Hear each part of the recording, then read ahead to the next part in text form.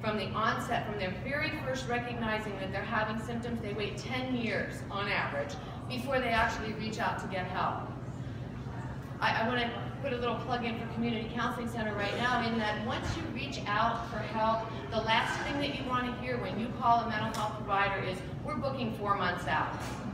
At Community Counseling Center, we have rapid access, in which if you call the center, they'll give you hours where you can come in and you can get all of those initial appointments taken care of and be seen much sooner than getting a response on a phone that it's going to be 4 months down the road.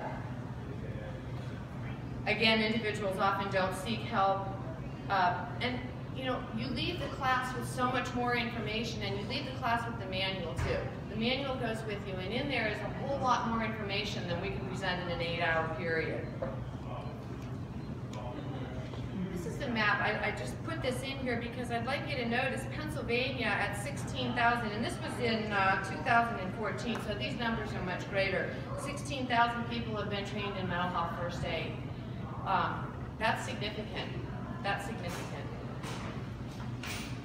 This talks about the audiences that we want to reach out, and we were able to conduct trainings last year. We reached out to the faith-based community and did a training for ministers and priests and youth pastors and anyone who is involved in it, who would have the opportunity to reach out to someone who might be experiencing a crisis. We reached out to the criminal justice system and strengthening families and did a youth training for them. We did the higher education training here at Penn State, and right now we're coordinating with our law enforcement and first responders to try to be able to do trainings for them. The youth training, I think, is going to be essential not only for our teachers, but we need to reach out to the bus drivers and the cafeteria people and the other people who meet up with these kids, coaches. I think every coach that teaches any type of extracurricular activity should have to go through the training, because they see a lot of things while they're coaching these kids. I would like to see that mental health first aid at some point in time becomes as common in the workplace and in learning environments as CPR is. That's our goal.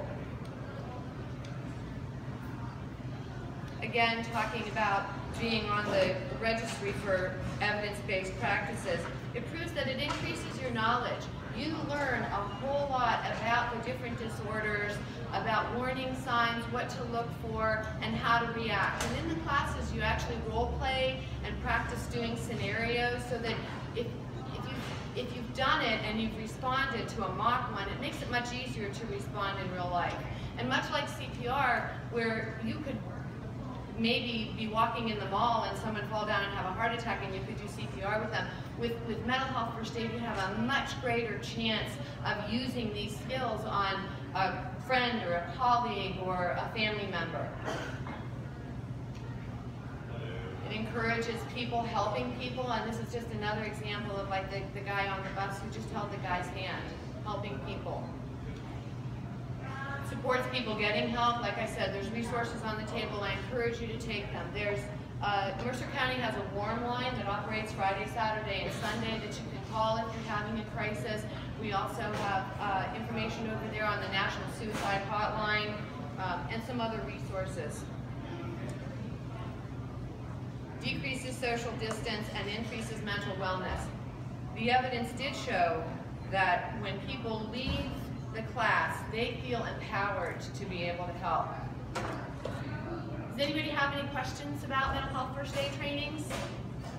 We were able to offer them last year through a grant, and hope to be able to do so again this year. If you're interested in a training, please take the information. My business cards are over there. My contact information is on the back of the mental health first aid brochure.